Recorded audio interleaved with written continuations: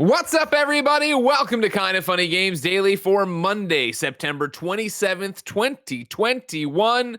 I'm one of your hosts, Greg Miller, alongside Forbes 30 Under 30, a.k.a. the second best baby blues in San Francisco, a.k.a. the verified one at Tim Geddes. Let Tim host. I'm feeling fantastic this Monday morning, Greg Miller. Good to be here with you. It's good to be here with you, Timothy Geddes. Did you get to play any video games this weekend? Oh, I played one game and one game only, and I played it a lot. And that game was Halo Infinite with the PlayStation 3 navigation controller and the mouse, and it was glorious. It finally worked. This technical preview, Greg, it allowed me to get into all the details and change everything I needed. Every single button could do whatever I wanted. Got this working without, it was flawless. It was flawless, everybody. The future is here, and his name's Tim Geddes. How was it? It was like great. It was fantastic. I love it. The future is here. I cannot believe it. It is the perfect melding of controller and mouse and keyboard in one. And Halo Infinite, oh my God. Oh my Thank you. God, I didn't mean Greg. your stupid, weird controller. Oh, that's just amazing. Halo Infinite play for you. It all goes together, Greg. It's what makes it an amazing experience. That game is incredible. I had so much fun. I have not had that much fun in a multiplayer game in years. Like, it was fucking awesome. Playing with Mike, playing with Andy, playing with Kevin. Kevin learning to play for the first time. Oh, yeah, man. Kevin was kicking ass. Strongholds. It's his shit. It's his shit. BKD, how'd you feel out there? It was a lot of fun. Yeah. Yep. Really enjoyed it. Of course, you guys were streaming this over on twitch.tv/kindoffunnygames, but after the cameras went off, did you guys keep playing? Were you there all weekend to get as much as you could? Oh, yeah. Yeah. Totally. It was a lot. I think I played 8 hours. Dang. Yeah, Are you feeling ready? Are you feeling hyped? Are you thinking you're going to come out there and be a competitor when this game actually ships? I'm going to have a fuck ton of fun when this game comes out, Greg. Am I going to be a competitor? No. Except when it comes to capture the flag and maybe the stronghold business. I don't know. These objective-based games, that's where I thrive. I'm not so good at the shooty shoot. I'm better at the sneaky sneak.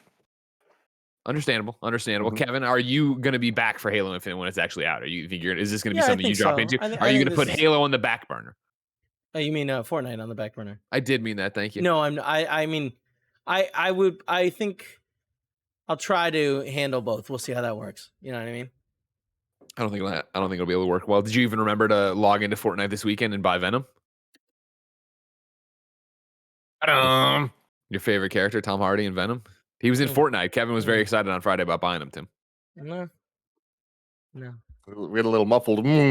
Kevin doing his Tom Hardy impression. God, you watch that what movie? A bad movie. I can't watch that movie again. God, we're gonna do the rewatch for Venom in review. Recording later today. Patreon.com/kindoffunny. Going up for everyone else. YouTube.com/kindoffunny tomorrow.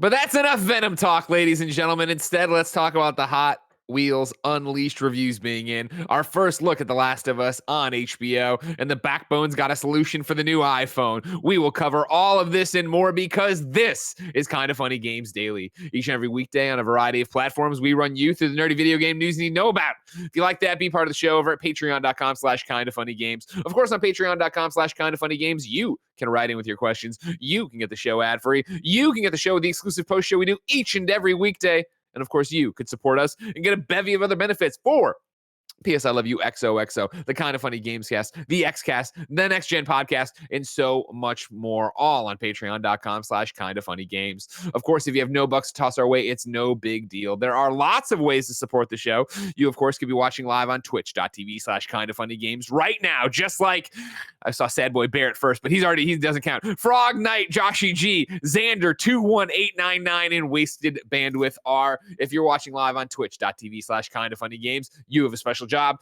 Go to kindoffunny.com/you're wrong and tell us what we screw up as we screw it up, so we can set the record straight for everybody watching later on youtube.com/kindoffunnygames, roosterteeth.com, and listening on podcast services around the globe each and every weekday. Of course, there's a brand new way to support Kind of Funny. If you use that Epic Game Store, if you play Fortnite on any of your consoles or devices, if you are playing that there Rocket League, we have an Epic creator code Kind of Funny, all one word. You can enter that whenever you buy stuff in the games or the platform of your choice. You'd be giving us a couple bucks back, and it'd be great as we're part of the Epic creator program now. Housekeeping for you. The ultimate McDonald's food tournament is upon us, ladies and gentlemen, right now. This What'd you say? I said it is. Oh, I thought you said this, and I thought like then you stopped. Like I was gonna say, okay. You can go right now to twitter.com/KindaFunnyVids. We are holding around 50 item tournament between all the different things on the McDonald's menu. Today we are doing breakfast items. Right now you could go vote in polls for sausage McGriddles versus sausage, egg, and cheese McGriddles. And I'll tell you right, sausage McGriddles getting that crap kicked out of them right now. The bacon, egg, and cheese McGriddles versus the big breakfast that has swung drastically throughout the day. And then, of course, one that is breaking my heart, but I understand, hash browns versus egg McMuffins. And hash browns just burying egg McMuffins right now. No shit, of course. That makes sense, dude. Hash browns supremacy. Yeah. Of course, the way we're doing it, ladies and gentlemen, is we're doing each one of the big bracket. We have 4 different sides of the bracket here for these 50 items. We're doing one a day. So today's breakfast. If you missed this and listen to it later, I think tomorrow's desserts. Then it's chicken and stuff. Then it's burger and fries. And then Friday is the semifinals and finals to crown the ultimate McDonald's food item. This is all happening via your votes over on twitter.com/KindaFunnyVids throughout the days. So go ahead, put on your notifications over there and have a good time. Today, as I said earlier, PS I Love You XOXO is recording live today. It is the usual show with me and the roller skating gameplay and Janet Garcia, but the second half of the show, we're doing topic of the show late, and we are doing the Life is Strange True Colors spoiler cast. So if you haven't beaten that game, don't fret. You still get your PS I Love You in the front. And if you have beaten it, hey, come talk to us about that game. Again, patreon.com/KindaFunnyGames today if you want to watch live or get it without the ads. Tomorrow, youtube.com/KindaFunnyGames and podcast services around the globe. And I went to knock on my desk, but I hit the top of my shoe. Sorry. Thank you to our Patreon producers, the Kinda Funny Destiny 2 PC Clan, Blackjack. Today, we're brought to you by Liquid IV. Let me try this again. Today, we're brought to you by Liquid IV, ExpressVPN, and Demon Slayer. But I'll tell you about that later. For now, let's begin the show with what is and forever will be the Roper Report. Time for some news. 6 items on the Roper Report. Baker's dozen. Number 1, Timothy Geddes. It feels like months ago now. We saw Hot Wheels Unleashed for the first time. And I remember looking at it and going like, oh, cool. A baby's game for babies. I'm not going to pay any attention to this. Then it was a game. Then it was a Games Pass, I don't know, where I made a joke about Hot Wheels Unleashed, and both you and Bless came off the bench swinging at me, telling me how great this game was going to be, how cool this game was going to be. And I was like, really? Is it going to be that great? Well, ladies and gentlemen, we can tell you today as the reviews roll in for Hot Wheels Unleashed that, yes, it is that great. I checked it this morning, and so there weren't enough Metacritic reviews up. It looks like there still aren't enough for it to have a full-blown Metacritic, but I can tell you and go through the review roundup here with you to go through. Okay, hold on. Xbox is showing right now a Metacritic of 70, but like I said, reviews are trickling in. The ones that are up are positive. We'll start at IGN.com, where Luke Riley gave it a 9. Highly accessible, yet full of advanced techniques, devilish shortcuts, and creative tools to master, Hot Wheels Unleashed is one of the best, most customizable, and most imaginative arcade racers I've played in at least a decade. Fun, fast, and damn near photorealistic at times, Hot Wheels Unleashed is a surprising and brilliant arcade racer. Carefully detailed, highly customizable, and buoyantly uncynical. This toy racer defies all expectations with remarkable attention to detail, excellent track design, and an accessible handling model that still rewards high skill. The racing may be tiny, but make no mistake, this game is enormous fun. Over at Nintendo Life, it got a 7. Chris Scullion wrote, as it stands right now, Hot Wheels Unleashed is a fun racer whose fantastic selection of cars makes up for its relative lack of varied course environments. With updates and DLC, it has the potential to become a brilliant mess of licensed properties in the way the best mashup games are. But what's here is a solid enough foundation to start from, even if it's a little samey at launch. And then Forbes put up a review, but they don't put up review scores, but I liked it. Matt Garner wrote, cynics be damned, the gamble is paid off. Milestone's Hot Wheels Unleashed shrugs off the brand's history of poor official titles, offering a deep experience that belies its $50 price tag. In fact, it may well be the biggest surprise in the racing genre in 2021. I cut out a lot of the review. Obviously, go there. I'm putting a ... ellipses here, right? Nonetheless, for all its minor annoyances, Hot Wheels Unleashed gives you remarkable bang for your buck. Alongside a big career mode, livery, is that how we say it? Livery, editor, 2-player local and 12-player online multiplayer, and licensed vehicles, there's a tightly controlled, great-looking arcade racer that's perfect for players of all ages and skills. And thanks to its track builder, it's only to get bigger and better by the day. Tim, I, of course, want to that you have your victory lap here, but what I also want to point out, ladies and gentlemen, if you didn't know, is that on Friday's stream, after Kinda Funny Games Daily, we actually played 2 hours of Hot Wheels Unleashed. You can get that on youtube.com/kindafunnyplays. Important to point out, it was an exclusive to us of us getting to look through some tracks and play the game live for the first time. It wasn't sponsored. It was more of a preview opportunity, and they also sent us Portillo's hot dogs, which was a nice touch, if you ask me. But I was blown away by how much fun I had. Tim, where are you at right now? I mean, I am blown away by how much fun I'm having with the game. And on top of that, it's just, I'm shocked at this. Do I think it deserves a 9? Absolutely not. I do think that it's a little hyperbolic. I do think it fits a little closer to the 7 range, but I understand the excitement of a game like this delivering as much as it is. Because when we first saw this, it kind of became a joke between me and Bless. A joke based in reality of when we saw this was like, this actually looks awesome. And it reminds us of a lot of the old N64 era Hot Wheels games or this type of arcade racer, right? And in this world we're in right now, where I just gave my review of Cruisin' Blast last week on the Kinda Funny Games cast, this is not that. This is I think more of a step towards more of a modern type of actual console arcade racer as opposed to Cruisin' Blast, which is what if arcade games were at home? You know, which is very fun as well. Like, I think that I love that both of these can exist in the same time period. It's weird that they're this close, I would say. But I am so happy that Hot Wheels Unleashed is doing as well as it is. I don't remember if I put this on my fantasy draft, but maybe I'll finally have a point on the board for this and I'll take some wins there. Shot. Anyways, this is awesome. Very, very happy that it's as good as it is. I can't wait to keep playing it. And this feels like one of those random, never would have expected this game to even hit this mark. So good for them. I can confirm that you do not have it on your fantasy draft. It actually went undrafted on the kindafunny.com/gamescast league fantasy draft, where Blessing and I are neck and neck. You heard him come in there. Not on the 1s and 2s, but actually here for some commentary. It's the one, the only sad boy, Barrett Courtney. Barrett, how are you today? I'm doing well, Greg. And the gamers out there were playing Halo all weekend. I was playing Hot Wheels Unleashed, and that's the sign of a true gamer. You know what I mean? At least I'm not doing this monstrosity of a half controller, half keyboard all weekend. You know what I'm saying? Why would you say monstrosity? Like, why would anyone have a bone to pick with this? Like, it's honestly, do you think the keyboard's better than it? Like a keyboard by itself, a keyboard and mouse better than a keyboard controller combo? 100%. Why? Okay, again, ladies and gentlemen, real quick, I have to bring this up because we showed it more visually than anything else. If you're driving your forklift right now, if you're waiting on a train, you don't have a visual.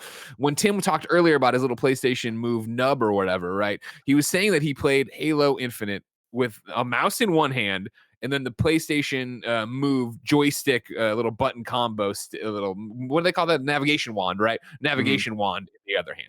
So if you can visualize that, and now Barrett has shown up to say this is crazy talk. It's like a chimera, man. If I may, for a moment, daring to dream. I like to say I joke around a lot, but I think Tim, he's got his hands on the future, and I respect him for being experimental and trying something new. God bless you, Tim. Everyone else is too comfortable. No one in the world could argue that WASD is better than analog movement for controlling a character in first-person shooter. All right, Tim. I hate WASD.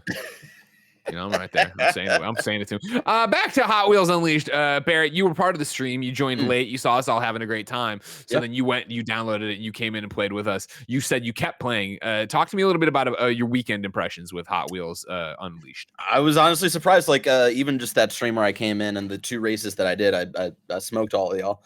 I was having a fun time, especially that first track that we went in. And I think that was like a user created track of just like how experimental and how fun this game can get, especially with the track creator. And just like even the pre-made tracks by the developers were just like really fun to go through. I think the most important thing for I wouldn't really call this a kart racer, but like more of like the fun side of racing games is like the moment to moment gameplay needs to feel good. And that's been like a lot of my complaints with like other racers that I get into and stuff like that, where it's like, yeah, there's like a presentation that's fun, right? There's like the Nickelodeon kart racer that came out last year where it's like, yeah, it's fun to play as Nickelodeon characters and stuff, but like the gameplay doesn't feel right.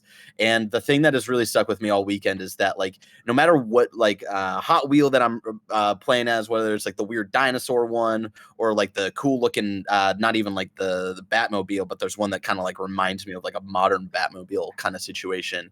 Like it always the one you got earlier, when we were playing that. It always feels fun and it always feels right with the momentum and the weight of everything. It's a blast to play, and I've mainly just been doing the single player stuff because there haven't been a lot of people online over the weekend, understandably. So I've just been like going through and like unlocking a bunch of cars and stuff like that. And it's honestly, I'm surprised it's like the racing game that is I've had the most fun with since like Mario Kart 8 came out. And so that's just I'm really into it. I'm having a lot of fun with it.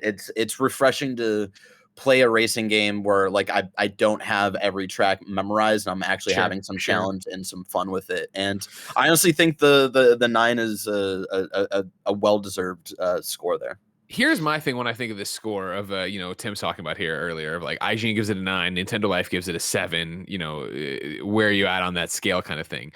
I think after the 2 hours we played with it there, it greatly exceeded my expectations, right? As I went in there to play around with it. But when we were initially playing and like there was a limited amount of tracks that are packed in with the game, right? And we were doing them, and we kind of already gone the carousel once and started again. That's when I was like, okay, this seems like it might be a little one note. This might be blah, blah, blah. Then we went into the user created content. And yeah, there was plenty of ones that were just testing your skills as a driver. But then when we got the one course, it was like a puzzle where it was, all right, cool. There's checkpoints you can kind of see in the distance. And if you get thrown off, you go to the other one, you got to figure it out. And the way we were all playing and talking to each other and it became a puzzle game of trying to figure out what to do. And even once we got there to the next part of it, trying to figure out how to actually get over the giant chasm, how to land, where to go next. Like, that for me was a window into where I think I'm more with Tim of like, okay, cool. From what you're getting out of the box for $50, I think it might be closer to a 7 than a 9. But I can see where once the user creator content gets poured into this, you could get over to that 9 range and have something truly impressive. And Kevin, if you want to go to assets, I kicked you a tweet I'd like to show over here. On the stream, we were joking around. Blessing unlocked a garbage truck. And then we were like, oh, wait, on top of making tracks, you can actually go in and customize your cars. Blessing tried to make a garbage truck on fire real quick. He's like, I'm sure somebody else could do this way better. I am Mr. Bo put this one out over on Twitter if you can get it up, Kevin, and what he did with the garbage truck on fire. I'm sorry, back to you, Barrett. And I imagine just playing through, like y'all were just doing quick races, I imagine, throughout the stream, and just like kind of going through each and every course. I can imagine it can get tiresome, but like honestly, going through the single player stuff, I feel like, even though like I have notice of like going through tracks like for different like challenges and stuff like that, like it's never gotten old for me because there's always something like new and different to experience and stuff like that. And like the quote unquote like boss races are some of the most fun I've had so far in the game, and I think have like some of the most imaginative courses. So I didn't know there was boss battles in it. I haven't played anything except the multiplayer stuff we did. Right. Tim, that I'll echo with you. Mm-hmm. Okay. Yeah, I mean, it's super great. If you have any interest in this game, check it out because it delivers any of that interest you might have had. It delivers on that for sure. Like, it is a Hot Wheels game. It is super fun. The biggest problems I had going into it was I was concerned it was going to be too slow, and I don't think that that's fully addressed. Like, it still is on the slower side compared to what I would want from it, but it is much quicker than the original trailers showed. So there you go. Hot Wheels Unleashed right now. Positive sentiment out there, as I said. Like when I went earlier today, there were none. But even when I'm over on the Metacritic now, just for the Xbox version, their 70 is based on 4 reviews from Player 2, the Xbox Hub, Ju Video, and Cultured Vultures. So that doesn't even have the IGN 9 in there, let alone an unscored Forbes one. Kevin, are you around? I'm running the show now, I guess. No. I'm sorry. I'm around. I just had my Bluetooth headphones were having issues, so Right. I got them to work again, and like when I clicked back in, I heard you say something about.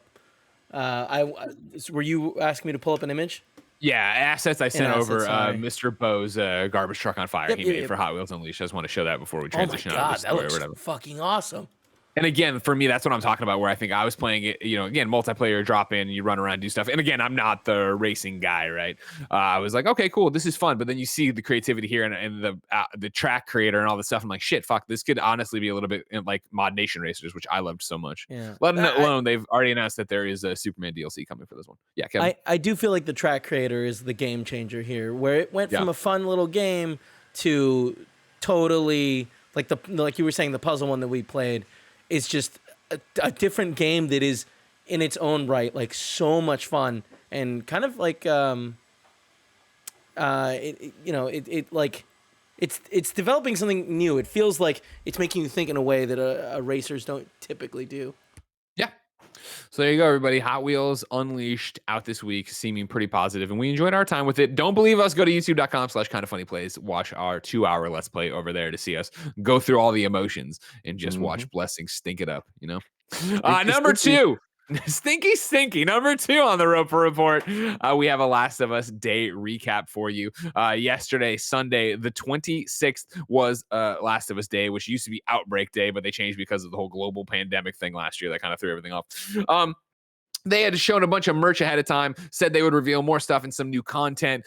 We had a whole conversation on Friday, like, what's it going to be? Don't get too hyped. Turns out we were all right. So we'll start with the most exciting news from it. And Kevin, there's a hyperlink in here. We got our first look at The Last of Us on HBO. Kevin has pulled up the shot here. You, of course, see Joel, Ellie, you have Pedro Pascal, and then I always forget Ellie's name. Do you remember off the top of your head or do I have to IMDb? Oh, I don't remember off the top of my head. She's the girl from Fair Game of Islands Thrones. girl. Yeah. Them looking at a crash plane. It's just, if you're an audio listener, it's a shot from the back. I'm sure you've, of course, seen it. Bella Ramsey. Thank you very much. Bella Ramsey, yep. Looks awesome, Tim. I think even when you look at like Joel's backpack here and how, accurate that is to what we've seen before in the game. This is incredible. I mean, I have talked about it a lot recently about how excited I am for this show and how I think that it really is going to be something that's truly special. And like, this is going to be a big project from HBO, not just another show they have. This is them trying to have a new flagship title to be able to grow with. And everything that they've had so far has been pitch perfect. It reminds me of the lead in to Force Awakens when it first came out, where I'm not talking about the quality of what came after that. I'm talking about every decision, every like piece of media they put out leading into that movie coming out was just like, oh, these motherfuckers get it. And will they stick the landing? That's a totally different thing. But in terms of what we've seen, crush it.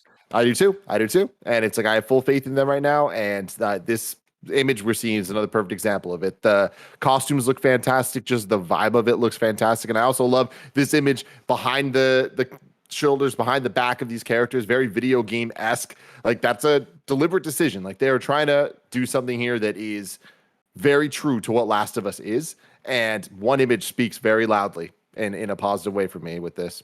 Yeah, exactly. I think for a show that depends so much on the vibe, right? Capturing the vibe of The Last of Us. I think this photo does that. And it does it in a way where you look at them from behind, you're like, oh, that's Joel and Ellie. And like the backpacks and everything that like it would be a touchstone visual clue for them is there. And what that'll, evolve into in the show is a different conversation. And, I can't wait to get the full-blown character reveal of them looking at the camera, actually, gun up or whatever, his giant revolver. But for a first look, and especially for something on Last of Us Day, I thought this was well done. I thought this was a good look. And I can't wait for the show. I do think the show is going to be one of the standouts, if not the standout, when we talk about video game adaptations. I think the fact that they have, Craig from Chernobyl, the fact that Neil, who of course made the games and is now working and writing and then directing, it was revealed last week, some of the episodes, right, is over there doing that. I think they have something truly special here, let alone the cast, let alone the reverence for the product. I'm more interested to see what they do in terms of what a season looks like for this show. Where are we going to stop? Where are you going to go? What is actually going to happen? And I'm sorry, Tim. I was going to say, Gustavo, on the music, I think that is such an important thing. Whenever there's these adaptations, I feel like music is something that never gets enough love. And it's like, that is so core to the experience of what Last of Us is the emotions you get from that score. And imagining that score in a beautifully shot live action show that is able to kind of do what video games can't when it comes to character development and storytelling in a different medium. And it's not to say one's better than the other. It's just they are different. And I think that they understand that. Druckmann gets that. The team they're working with obviously gets that. They did Chernobyl. Like, this has so much going for it, and I really think it could be awesome. And having played the games, to go to your question of like where it's going to start and end, it's like I think that there's some pretty clear, obvious season 1, season 2, season 3 stop points that they can have between Last of Us 1, Last of Us 2 being split into 2 parts. Like it really tells a nice story there. So we'll see. We shall see. I'll be fascinated if season 1 goes all the way through. Yeah, if season 1 is just Last of Us 1, I feel like that's too much to put in there. Yeah, I think they could do it.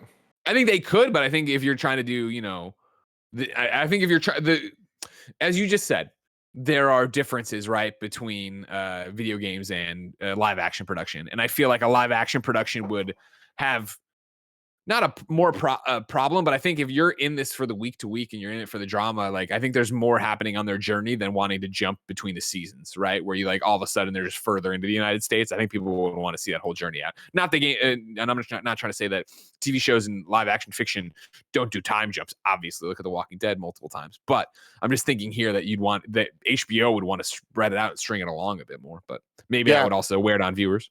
Totally, we'll see. I mean, there's 10 episodes for this thing.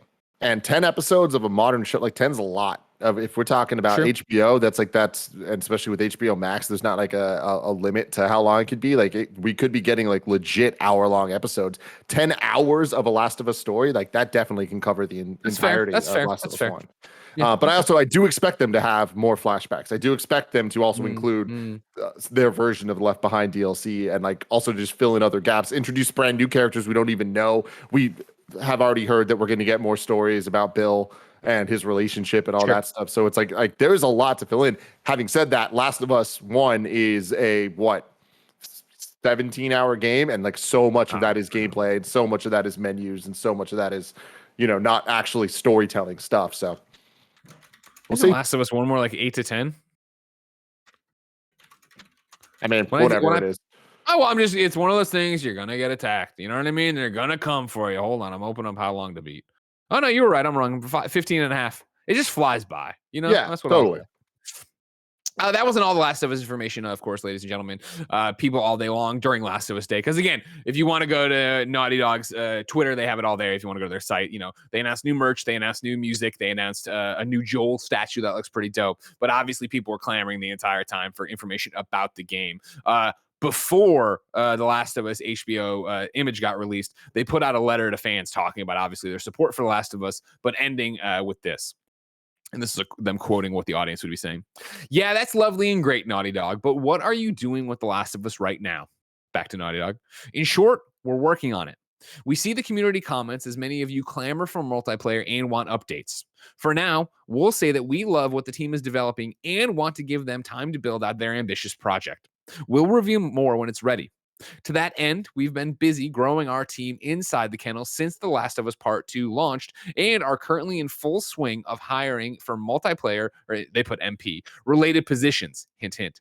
So if you or somebody qualifies for anything you see on the jobs page, apply. In the meantime, another The Last of Us Day has come to a close. We hope you've had as much fun with us today as we had putting it together, and we will be watching closely for all the epic photos, art, and stories you send our way. Tim, when are we ever fucking seeing Last of Us Factions 2, whatever the fuck you're calling it? I think at this point it's going to probably be a while till like we're actually playing it. When will we actually hear about it? I wouldn't be surprised if it was next E3 or sometime in the next year when it comes to whatever PlayStation wants to do their showcase, because they didn't at E3 this year. But I think that this is good news overall. I think this is also news that they are looking at Sony's library when it comes to PlayStation Studios, and multiplayer games just are not it at this point. Like they really are focusing on third-party games to be able to carry that service to things like Call of Duty and et cetera, et cetera. So this to me, I think, is them kind of being like, we have something here. People did love factions in the first game. So how do we kind of take that and make it mainstream? Last of Us is this giant property now, and it's not what it used to be. It used to be this beloved game that meant a lot to a lot of gamers, and like now, especially when it comes to the HBO show coming out, and eventually, if this remastered comes or some package containing everything together, like Last of Us means more than it ever has before. And I think that multiplayer and the availability to play with your games with your friends means more than it ever did to people. So I think combining those two things, especially with the pedigree of Naughty Dog behind it, I wouldn't be surprised if this ends up being not a update to Last of Us 2, but it's entirely own product that they're putting out that is a multiplayer project. And I imagine that it's not too crazy to think and expect some type of battle royale mode or some type of kind of trend chasey type thing for this, but with the Last of Us skin and Last of Us type of gameplay and Last of Us, again, pedigree going into it, that I think it could be something really special that a lot of people dig, and it could be a much bigger hit than just being a game mode in Last of Us 2. 100%. And I think that clearly is what they're building towards, right? You talk about what this is, why you haven't seen it. You know, obviously it was supposed to be this thing. It's going to be shipping later. Now it's its own beast. You want to look Last of Us factions in the original Last of Us, a beloved PlayStation multiplayer game for a very small group. And I'm not doing that to insult it or saying like, but I mean, you want to compare it to another multiplayer game, right? We're talking about when people talk about The Last of Us, what are they talking about? They're usually talking about the single player, the story. They're talking about the performances. Factions is always on the back burner. And for Naughty Dog to be doubling down this much, to be openly hiring for all these multiplayer positions, like making a big deal about, hey, we are hiring multiplayer people, it really shows that I think they're going above and beyond what Factions 1 was for Last of Us and what that looks like. And, you know, my spider sense, right? My PlayStation sense gets tingly because I think if you're going that hard into it, it shows that this is going to be a full-blown Naughty Dog experience. And I mean that in the way that, not that Factions in Last of Us 1 was like half-assed or anything like that, but it was side content. It was the parsley. The game obviously was the meat and potatoes of it. I think the fact that they're hiring up this way, that they're talking about it, that they're all, you know, being upfront that they don't have anything to show right now, shows that they're really working on this and trying to go big with it, which then gets me really excited for what it could possibly be. Because, you know, you mentioned Battle Royale or trend chasing. I don't think they're chasing the trends as much as they'd be influenced on by whatever it is and then put the Naughty Dog spin on it. And so then that gets me excited of like, is this a multiplayer mode that is going to be not just team deathmatch? It's going to be somehow interactable. It's going to be similar to what you'd seen with the Uncharted co-op missions before, where it was like, hey, let's give you a multiplayer base you're with your friends at, and then you guys roll out on a mission to get supplies, but there are different things happening in the world on top of other factions coming out for you. Like, does it get to be a more narrative Naughty Dog AAA blockbuster experience in that way? And I think, you know, talking about Last of Us Factions, the original, I'd be like, oh man, that's not what that was. But with the work they're putting into this one, maybe it is. And Tim, one of the things I've said on other shows, P.S. I love you probably the most, is talking about that I really think that 2022 is going to be the year of Last of Us, where I think that they are putting all their dominoes in a line right now to knock them over with this HBO show. Because obviously we've seen it time and time again, but I mean, you know, you jump to The Witcher, right? When The Witcher hit on Netflix last year, and then The Witcher 3 sales were like record numbers of people buying that game. You need to have content out there. And so my prediction is that next year, in the run up to The Last of Us debuting on HBO, is the run up to, hey, here's Last of Us director's cut, aka and Last of Us remake bundled together, and however they're doing that, but all for PlayStation 5, all as fancy as can be. And then on top of that is the teaser announcement, whatever, for Factions. I think we're going to see director's cut, and I think we're going to see the remake of Last of Us before we see this multiplayer thing, because I think you want to, hey, everybody who doesn't know what the fucking Last of Us is but now knows because of the TV show, it's awesome, you love it, play the games on your new PlayStation 5, which hopefully you can finally get in stores in 2022. And then on top of that, in 2023, we're dropping you're talking about, Tim, a multiplayer experience where you can squad up with your friends and you guys can go out as you wait for the next season of The Last of Us on HBO. Yeah, it's really interesting. I wonder when the Last of Us TV series is actually going to debut, because there has been a trend of big titles coming out in December, which is not how things used to be back in the day. But like with The Witcher, I mean, even season 2 is premiering, I think, December 17th or something like that. Sure. This and that's year. where season 1 did right around the same time. Yeah, exactly. And then we got, I mean, even things like Cobra Kai that at this point are one of Netflix's biggest kind of money grabs and like things that people are like actively looking forward to. And that's December 31st. So it's like that is a traditionally dead time in Hollywood, but now it's kind of turning into this active thing as people are home. We even saw it with like the crazy ass numbers that Soul got when it was on Disney Plus, or when Wonder Woman 1984 came to HBO. Don't Max remind me. well. Don't remind me.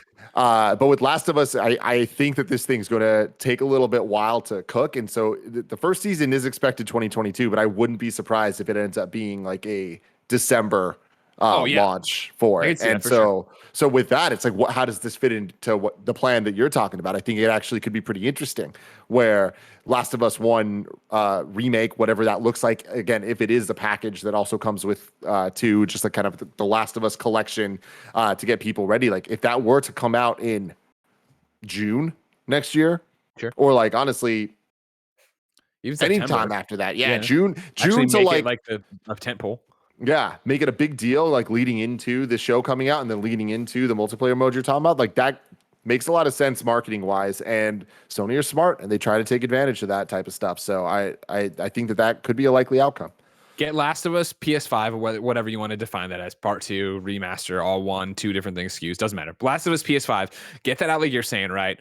End of summer, very beginning of fall, September, right now, a year from now, right? That way, when the show drops in November, whatever, people get into it, they can go buy it. Hopefully, again, they can buy their PlayStation 5 in the store right there. And then at Game Awards, drop a trailer for Factions and be like, this is what you should all be getting excited for next year on the Last of Us train.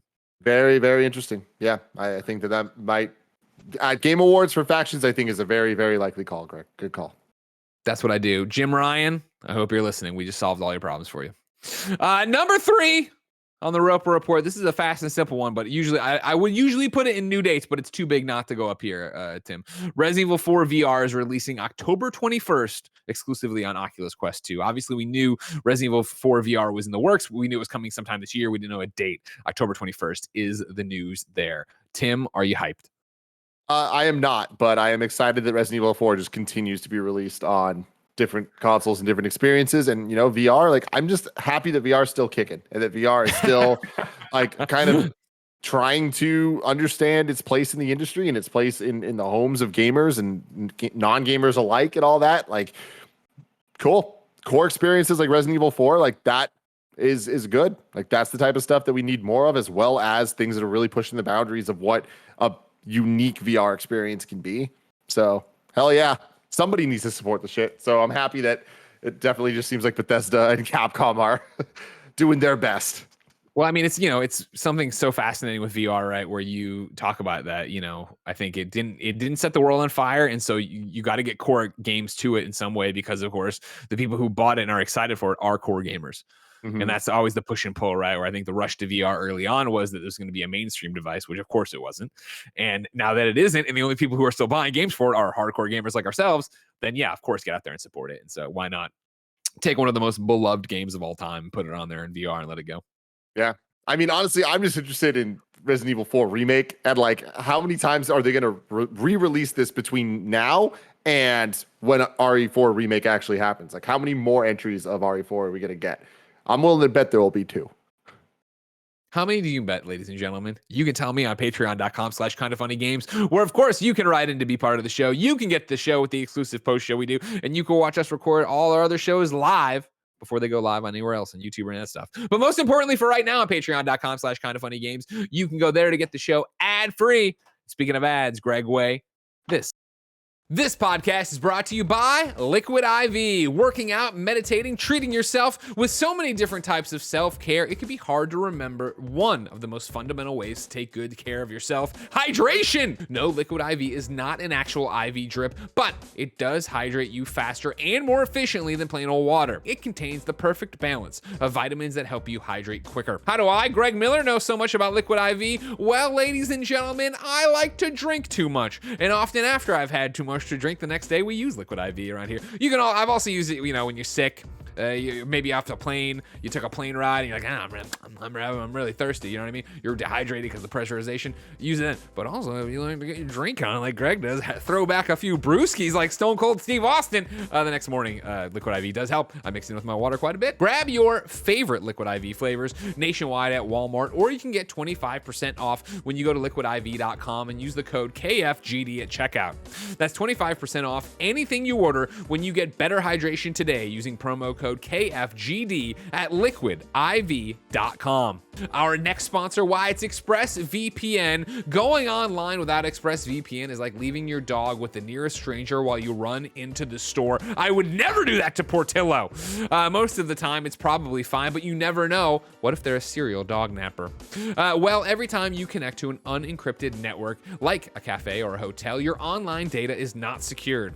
Any hacker on the same network can gain access to and steal your personal data. It would take a hacker with a supercomputer over 1 billion years to get past ExpressVPN's encryption. Ladies and gentlemen, I know it's been easy because, of course, ExpressVPN has been a sponsor of Kinda Funny for quite some time, a long time, and the only Cool Greg has used it quite a bit. All the internet surfing he does, all the different shows he's watching, all the different things he's streaming. Secure your online data today by visiting expressvpn.com/games. That's expressvpn.com/games, and you can get an extra 3 months free. expressvpn.com/games. And our final sponsor of the day, Demon Slayer. It's time to become the blade that destroys demons in Demon Slayer. Kimetsu no Yaiba, the Hinokami Chronicles, launching October 15th on PS5, PS4, Xbox, and Steam. Tanjiro comes home to find his family murdered and his sister transformed into a demon. Well, that sucks. Understandably, my boy Tanjiro is devastated by this and decides to become a demon slayer to restore his sister's humanity and seek revenge on the demon that slaughtered his family. Based on the anime Demon Slayer, the game's adventure mode lets you relive your favorite memorable moments and thrilling battles. Then there's a versus mode where you can choose any combination of 2 characters to face off. With exhilarating gameplay and a whole bunch of skills and characters from the anime, rise up to become the strongest of the Demon Slayers. Pre-order Demon Slayer and unlock 2 bonus characters and get early access to the game. To pre-order, just click the link in the description. Number 4 on the Roper Report. We have an update for a news story you might not have even known about, ladies and gentlemen. We have the Backbone v iPhone 13 Pro update for you. This is going to be read from Backbone's subreddit, but shout out to Taylor Lyles over at IGN, who was the one keeping me posted on the updates as we went. If you didn't know, ladies and gentlemen, of course, the new iPhone's out, iPhone 13, iPhone 13 Pro. I have the iPhone 13 Pro. Did you get the Pro 2 there, Timmy? Mm-hmm. Of course. Pro Bros.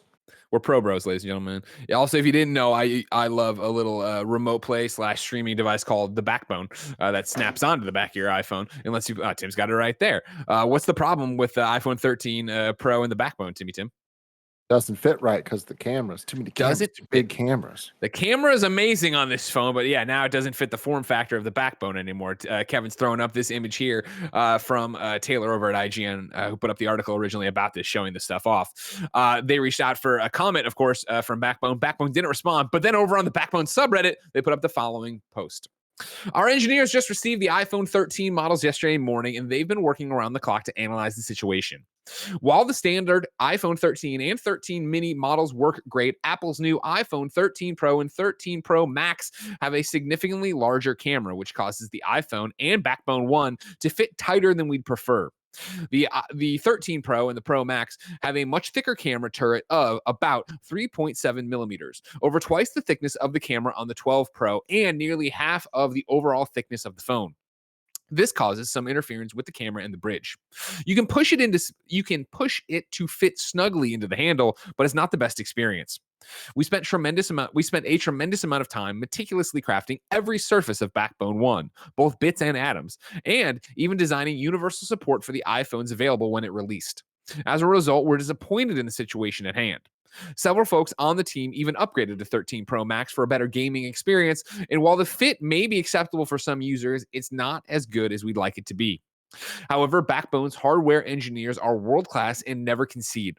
Right now, they are putting the final touches on an adapter that improves the experience with a 13 Pro and Pro Max to put you back in the action without interruption.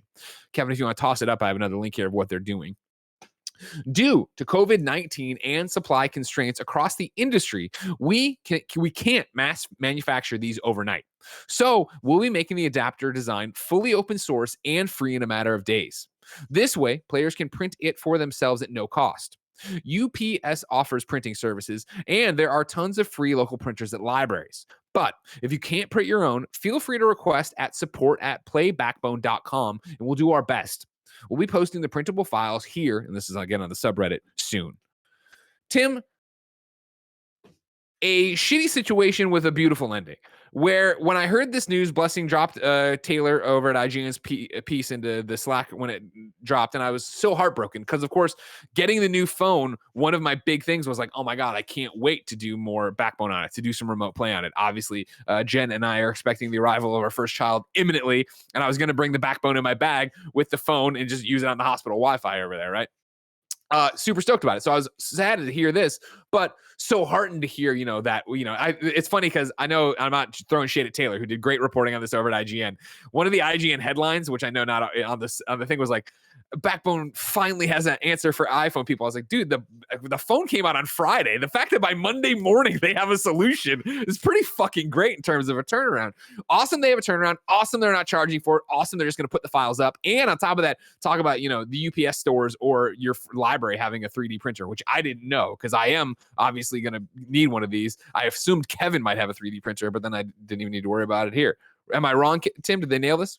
They fucking nailed it. Yeah, no, I mean, shout out to the Backbone just in general. I feel like there's so much love and care being put into it. So it's not just another peripheral. It's not just another, oh, hey, it's a controller for phones. It's like there's so much love, care, thought put into making sure it is a seamless experience, no matter what you're doing, whether it's the xCloud or PlayStation Remote Play or playing games on the mobile device itself. Like it's really, Apple Arcade, really Apple Arcade. It's great integration across the different phones, and like it being able to just kind of stretch and fit a bunch of different models. Like I'm surprised that this isn't more of an issue with more different phones and models. The fact that obviously the iPhone 13 is a big enough deal that they need to be able to make sure that's compatible because so many people are going to have it. I love that they're ready for it and able to take action. And yeah, like you said, we're just going to put the source out there and you can print your own is awesome, because to me, all this implies that they will come out with a new version that fixes this if you wanted to just get it later, or even just a little part that you need or whatever. It's like, so it's cool. This kind of is best case scenario for dealing with a situation that is out of their hands at the end of the day. Like Apple designed the phone differently. So it either fits or it doesn't fit. And when they are so meticulous about the design and trying to make it as seamless and great in your hands as possible, concessions have to be made. And I think that this is kind of the opposite of that, where it's like, this is them kind of being like, hey, look, we got your back. You can trust and invest in our product because we are going to be here for you. And we want this to be a thing that's with you every step of the way in your gaming experience, where they want people to think of the Backbone as indispensable, as just something that you need to have. And good on them. They're doing a great job with that. And for the record, I would 100% put it out there as an indispensable item. I love it. I know Razer Kishi is obviously the one Android phones get used with the most. I like my Backbone more. I think the buttons are more responsive, less squishy and stuff like that. But I'm a huge fan of my Backbone. And I think it is, for something that is this boutique of an item, something that is this small scale of an item, but really popular, obviously, in the gaming crowd. I see it all the time on my Twitter. I think, this is the correct response to be out there and figure out how they're going to do it. And then, of course, it's so hard, I feel, for them to make an item for a third-party item or something else that is cool. We're doing this, but you can change anything. And I know, have you been tracking this whole thing with the EU and how they're going to start requiring USB-C, which could get rid of the Lightning? Of course. Oh, yeah. I hope they do. I don't want this Lightning port anymore. You know what I mean? Get it out of here. But exactly. But again, right there, you're talking about them having to do another version of the Backbone, right? Like, obviously, they've already said they're working on an Android version because obviously they want to take care of those people, and obviously that would apply here too. But I'm sure the Backbone people are watching everything that's happening with heightened information of what's going on. Yeah, totally. This is great. Fantastic stuff. Would love to see more of this in the future. This type of customer support is rare, unfortunately. Then two things I want to address, because if I see it in the chat once, it does mean that everybody else is worried about it too. There's somebody listening is worried about it too. Number one, Camo Chameleon says Greg overestimates the power of hospital Wi-Fi, and I would respond with Camo Chameleon underestimates Bay Area Wi-Fi. All right, don't worry about it. Don't worry about that. Don't worry about it. Somebody else went through there and said, "Oh, Greg thinks he's going to have time to play video games in the hospital." I'll have you know that on our both my Switch and Jen's Switch are charging. We will be playing video games in the hospital, and if you aren't, it just shows you're not a true gamer. And I say you should embrace the Amish life you were born into. Number 5 on the Roper Report. G.I. Joe has a new AAA game in the works. Apparently, we're going to go to Jody Macgregor over at PC Gamer. Jody writes, mega toy brand Hasbro has, through its games division Wizards of the Coast, opened a video game studio that is, quote, led by industry veterans from WB Games and other AAA studios, end quote. That's according to the job description attached to several listings for new roles. The studio, just referred to as New Raleigh-Durham Studio, will be making a G.I. Joe game as its first project. The job ads call it a AAA third-person action-adventure game, as well as confirming it will be multi-platform. Qualifications mentioned in the listings for the 4 roles, technical director, art director, lead game designer, and lead animator, ask for experience with Unreal Engine, as well as knowledge of broad video game elements like progression and exploration mechanics. I cut out some of the article, of course. Go read Jody's reporting at PC Gamer. Paragraph I liked here, though. During a Hasbro investor event earlier this year, Wizards of the Coast president Chris Cox talked about, quote, leveraging some perennial Hasbro favorites with an eye towards developing them digitally, end quote, saying, we will bring these brands to digital life and develop experiences that resonate with the lifestyle gamer in ways that are fresh, new, and provocative. The Hasbro brands he mentioned were G.I. Joe, Transformers, Micronauts, and Ouija, as in Ouija board, which, yes, is a brand Hasbro has owned the trademark for since 1948. Tim, you love G.I. Joe. You're always over there going, snake eyes. Why are you excited about this game, bro? No, jokes aside, I do not care about G.I. Joe. I'm just like, that is not a franchise I ever grew up with or was interested in. But Transformers definitely was, and they would collab every once in a while. There was a lot of crossover between the two. So because of that, I'm a little bit familiar with some of the things. Sure. AAA G.I. Joe game, third-person action adventure. This doesn't really add up in my mind. Like, it's like can't really compute this being a reality that actually turns out. Them saying led by industry veterans, WB Games, and other AAA studios. Like, the talent could be there for sure, right? But there's just something about this that I'm like, I'll believe it when I see it. Like, what does this actually turn into? Like, what does AAA game mean? Because when you use that phrase, you're trying to imply something. You're trying to like make people think, oh, this is going to be a big deal. I just can't really imagine it being a big deal. Having said that, going back at this point, a decade, the Transformers games were great, and I would argue those were AAA. Like, they were above the High Moon ones. Like, those were above AA games. Like, they definitely were not like the Transformers games of the PS2 era that were AA, right? So Hasbro, they got the brands, and there's definitely potential for a G.I. Joe video game. There's definitely potential for Transformers. Ouija, maybe not, but who knows? But definitely not a AAA game, I can tell you that. This is interesting. I don't really think that it's going to turn into anything of consequence, and I don't think this is going to be anytime soon. Do you remember? Yeah, and that's my whole thing. Is like, so to give you anything, like, who knows what's going to happen? You have a bunch of different people. You're going for AAA third-person action adventure game, which, of course, I think, what does it mean? I think it opens it up to a multi-hour, something where it's going to look like Assassin's Creed. It's going to look like Avengers. It's going to be something to that degree, right? That's whatever. And will this turn out? Obviously, you have people from WB Games, other AAA studios. You're in North Carolina, a hotbed of game development, obviously, with people leaving Epic all the time. Obviously, the old Boss Key people that were over there. There's plenty of smart people over there. Mm-hmm. More power to you. Go get it. It's always hard to start a studio and then take on a big project and find the whole thing. Maybe they can do it. Maybe they can't. Blah, blah, blah. I wish them the best. I don't care about G.I. Joe either. I'm like you. But what I want to bring is, do you remember Toy Soldiers War Chest? Oh, I'll never forget it, Craig. Never forget. Kevin, I'm going to put this into assets too so we can talk over it real quick. Because like, this is one of those games that every so often I completely forget existed.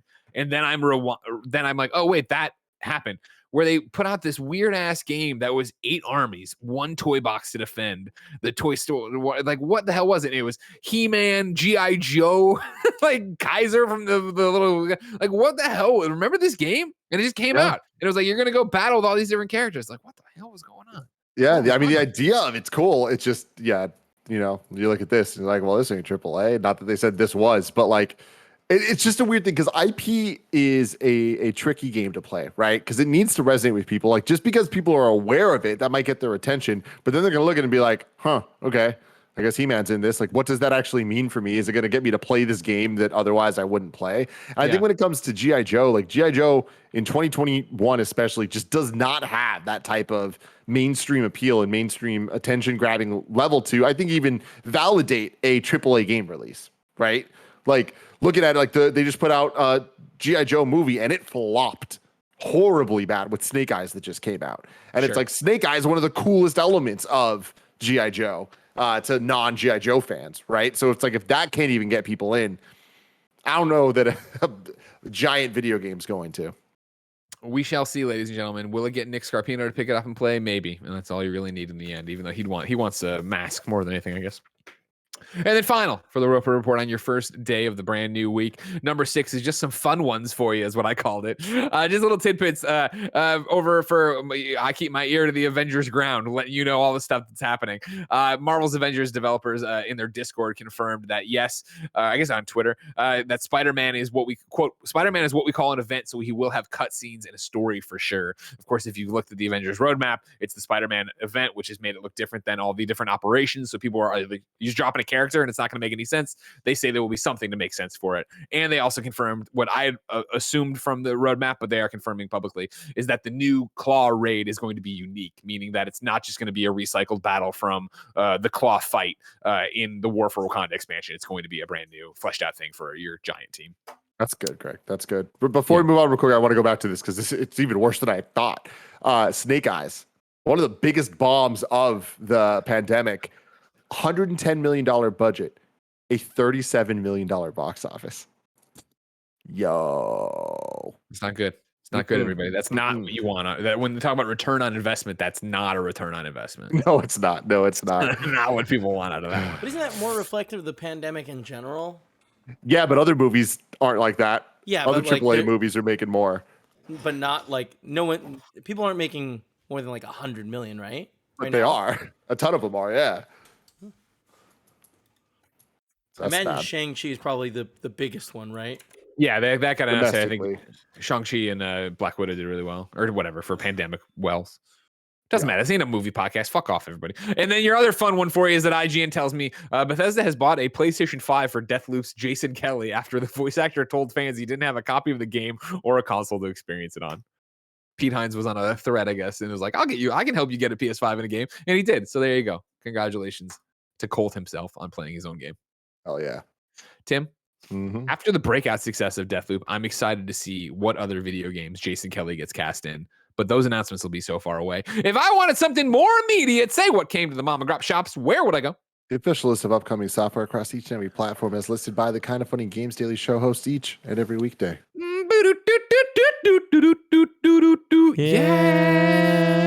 Out today. Nycra on PC. Peach Leaf Pirates on PC. Festival Tycoon on PC. Lost Epic. Steam Early Access right now ahead of a Q4 2021 release. And then, if that was enough for you, I will read from the press release here. Super Monkey Ball cross Fall Guys. The iconic leader of the Super Monkey Ball gang is rolling into Fall Guys Ultimate Knockout in bean form. Awesome. The monkey from Jungle Island enters the Jungle Dome as an exclusive costume available in Fall Guys today through Thursday, September 30th. This special 20th anniversary collaboration arrives just in time to celebrate the upcoming release of Super Monkey Ball Banana Mania on October 5th. Now, I never played. I played Monkey Ball. I don't remember ever hearing this pronounced. Is that how I say this? Yeah.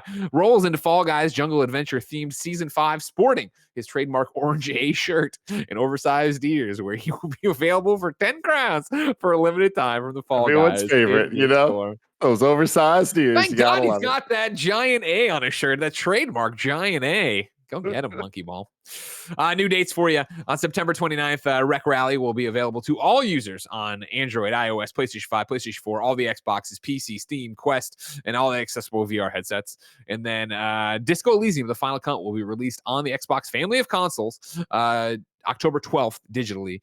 Physical editions will launch November 9th. Tim? We ask people watching live on twitch.tv/KindaFunny So, actually, I actually have Squad Up. I forgot that I have Squad Up. We ask people watching live, or we watch people watching. Go to patreon.com/kindoffunnygames, where you can write in to be part of the show with your questions, your comments, your concerns, and your Squad Up requests. This is where I read your name, your username, your platform of choice, and why you need help in video games. Then the best friends here, and they come and play games with you, and everybody has a good time. We have a different one today from the one, the only, the NanoBiologist. NanoBiologist is urging you to go to his Twitter, DaNanoBiologist, all one word. NanoBiologist says, so the Backbone is releasing 3D open source plans for people to 3D print an attachment so the iPhone 13 Pros and Pro Maxes fit better. However, 3D printers are not cheap to get started with, nor are they easy to use. I have a 3D printer and would love to help best friends get the tool they need to keep using their backbones. DM me at DaNanoBiologist on Twitter, and I'll send one out to you. I just ask that you cover shipping. There you go. NanoBiologist. Love Obviously, a dedicated kind of funny best friend, always in the your wrongs, keeping us honest. And look at this, NanoBiologist, Mick himself out there saying, you know what? I'll do this for you. I can print this. So if you need a backbone and you don't have access to the UPS, you don't have access to your own thing, you don't have access to the library, DaNanoBiologist on Twitter, hit him up. He'll print it. Hit him up. And he'll get it done. We ask people watching live on twitch.tv/kindoffunnygames to go to kindoffunny.com/you're wrong. Tell us what we screw up as we screw it up so we can set the record straight for everybody watching later on youtube.com/kindoffunnygames, roosterteeth.com, and podcast services around the globe. Only got one in here. It's from the NanoBiologist, who says, boss battles in Hot Wheels aren't really a boss battle. It's a more difficult race that's still 12 cars racing, but with a new track element. Like one will have acid spit on it, so it saps your boost. Thank you. That feels like a boss battle. That feels like a boss battle, though. You know? Yeah, no, but you understand where he's coming from. Of like me being an outsider to the single player campaign, I was like, oh, I thought it was going to be like a supercar we had to beat or something. That makes sense. And I do define that as a boss battle as well. But I appreciate the boiling down clarification in there. Ripper-roo. It's for you, Greg. I'm not going to rip anybody's roo, all right? So I don't know what you're talking about. That's disgusting. Show some fucking respect, Greg. I don't like. I don't. Is the Ecto 1 in the game yet? I just want the Ecto 1 in the game. Ladies and gentlemen, that's your first show for a Monday. But guess what? You have more coming this week. Tomorrow it's going to be me and Gary Whitta. Wednesday it'll be me and Snowbike Mike. Wow. Thursday it'll be Tim and Tam. Tim and Tam Thursday. And then Friday it will be me and I have Blessing, but Blessing's off this week. I think it's Janet. Is it Janet? Let me open my calendar over here. Everybody, make conversation with yourself about your favorite button on a controller. No, Friday it's going to be me and Tim. Friday, it's me and Tim, ladies and gentlemen. If you're I am going to try to weasel my way out of that, Greg, if possible. Yeah, sure. Because that day is the Halo Big Team Battle stream we're going to be doing on twitch.tv/kindoffunnygames. We're also going to be reviewing Venom 2 that day. So ideally, that's what my day would be looking like. You know what I'm talking about? Sure. I'll probably hit up Janet Garcia then. You know what I mean? See if she's done roller skating or game playing and she wants to come over and hang out with me. If you want to keep hanging out with us, ladies and gentlemen, no big deal. Of course, Tim and I are going to patreon.com/kindoffunnygames to record you a post show. If you're watching live on twitch.tv/kindoffunnygames, you're about to get more of Gas Station Simulator, Nick Scarpino and Joey Noel's Game of the Year. I don't know if that's true, but I know they really like it. They're loving it. If you want to see me and the roller skating game playing Janet Garcia talk some PlayStation, and of course Life is Strange Spoilercast, we're recording that live on patreon.com/kindoffunnygames this very afternoon. There's so much content, including a whole McDonald's thing on Twitter. No matter where you go, there's something to do with Kind of Funny, and we love you and we love making stuff for you, and thanks for supporting us. Ladies and gentlemen, there's a lot for me to do today, so until next time, it's been our pleasure to serve you.